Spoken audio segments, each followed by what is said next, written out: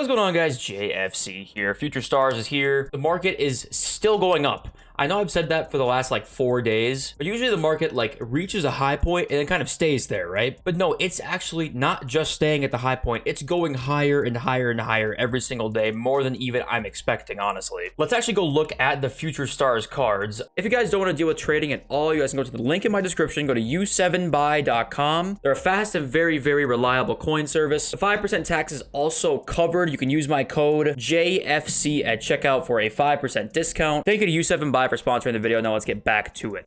First and foremost though, this Bukayo Saka that I packed, I'm playing him as a center mid in my 4-3-2-1 that I'm using right now. I'll talk about my custom tactics in another video soon.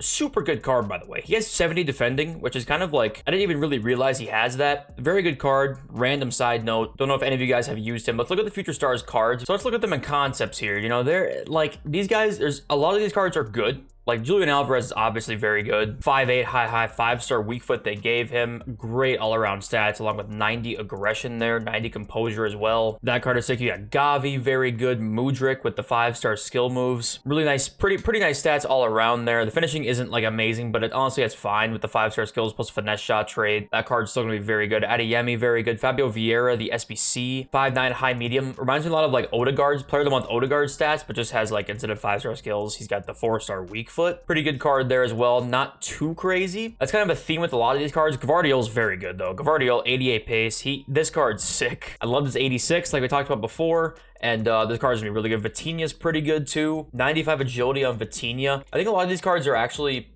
pretty good. But I don't know, something feels a little bit, maybe a little underwhelming about it. Maybe I'm being too picky. You know, let me know what you guys think. You guys agree with me about this?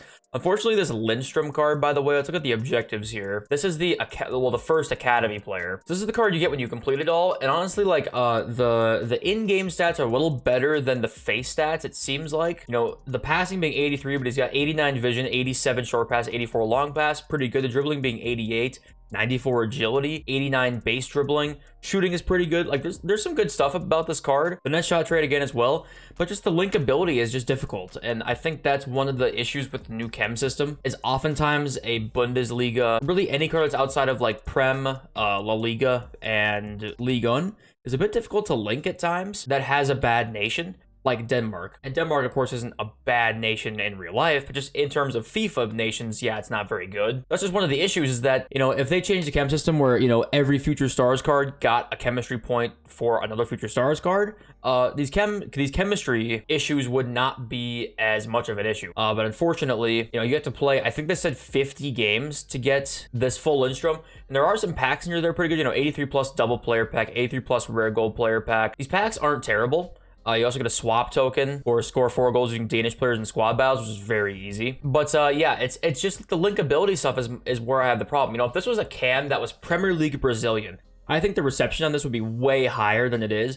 But just because it's Bundesliga and Danish, it's different and it's more difficult to link him into a team, and I wish that wasn't the case. So I like the idea, but the execution once again just isn't quite there for me. We got another Future Stars pack with a swap token in it, and it sucks that we're gonna have 3 swap tokens in the store in this promo. In the swap promo, and that's just stupid in my opinion. That just should not be the case whatsoever. It's gonna be like 200 and something K or $15 to get all the swap tokens. Like, come on, man, that's pretty ridiculous. There's the Fabio Vieira SBC like we talked about, 85 and 86. It's like okay for that price. I think this card's honestly gonna be pretty good in game. You can play right mid cam and right wing, which is an added bonus. I feel like this card could be like pretty slept on, honestly, in terms of how good it is, but I guess I would have to use it to find out. Outside foot shot trade as well, swerve passes, flare passes, which are always decent, because flare passes actually are pretty useful in this game.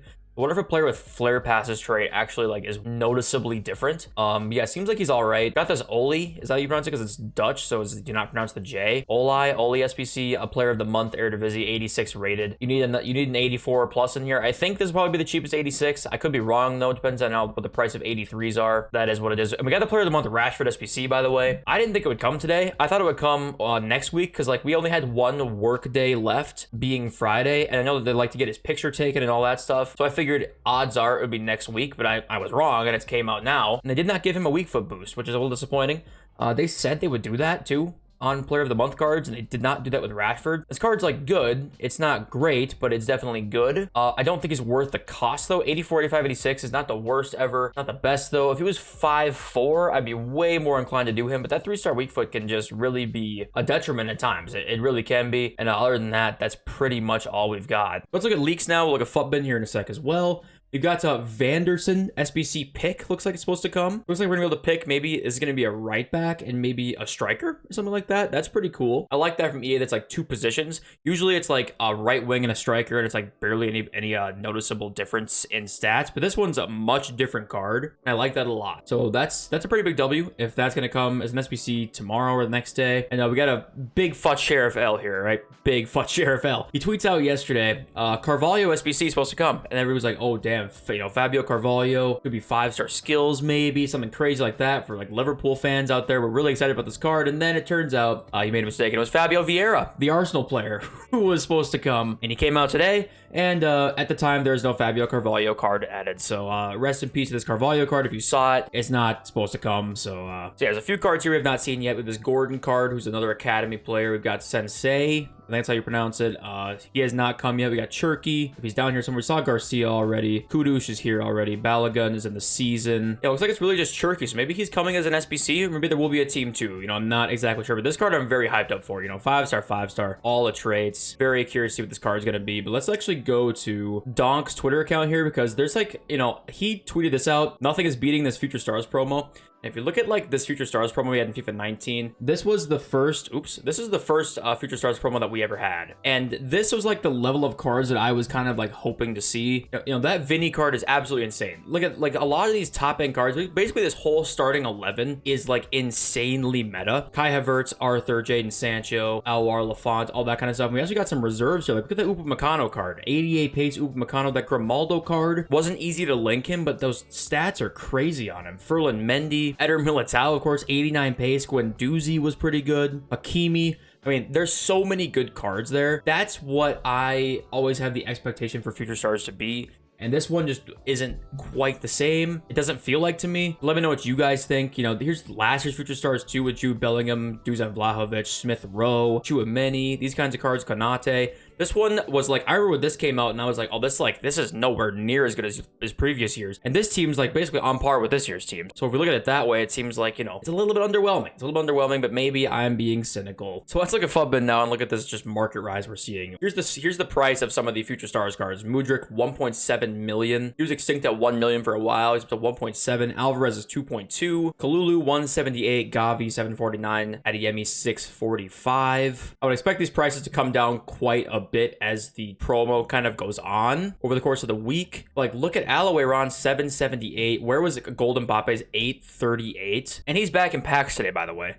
He's 838 and he's back in packs, by the way, which is absolutely insane. The Centurion Kimpembe is 573. I mean, the list just goes on. Some cards are staying the same. I think they might be like hitting their ceiling, and some cards are still going up to their ceiling, which is pretty insane.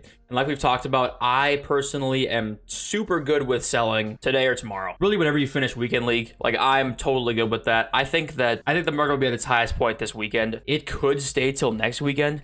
I think it's unlikely. I think that we have at the most 2 weekends of this market before it drops quite a substantial amount. It might not be as much as last year. Last year, if you're not familiar with the crash, we saw some cards literally like almost cut in half, and I don't expect that to be the same thing. I think we just have way too many coins in the market this year for that same thing to happen. We still have that draft token just repeating every single day. That adds more coin injection than you probably would expect. The Team of the Year coin injection is just like running through the market right now. We're seeing some Team of the Year cards like Theo, though. Theo is not up or down, basically. Same with like Militao, not really up or down. Van Dijk, not really up or down. Because the defenders, though, I'm not surprised. Like the defenders, how much more expensive could they go? I don't know. I don't think they could go any more expensive, really. It feels like than they have been. So I'm not surprised they're not going up. Yeah, if I were you, I would just wait it out, because the fall in price that we're gonna see in a week or two is gonna be pretty big. It's gonna be pretty big, and I'd be willing to just hang on to your coins until that time, because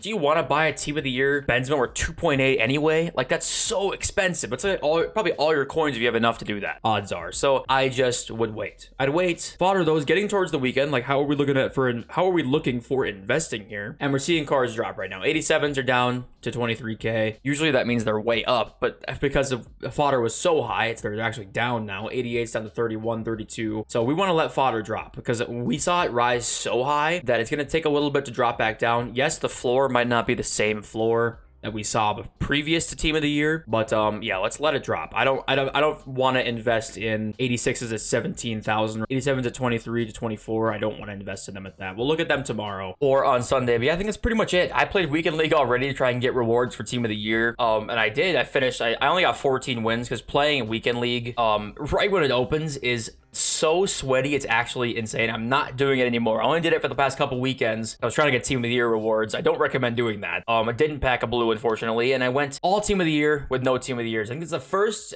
year I've not packed a team of the year since I want to say like FIFA 18. I think I've packed a team of the year every single year besides FIFA 18 or since FIFA 18. Yeah, we came up empty. Got like 10 honorable mentions, but that doesn't really hit quite the same. So unfortunately, we came up short. But I will be using all the team of the years for a video and telling you guys which ones I think are the best. You can look forward to that soon. Yeah, I love you all. I'll catch you next video very, very soon. Peace.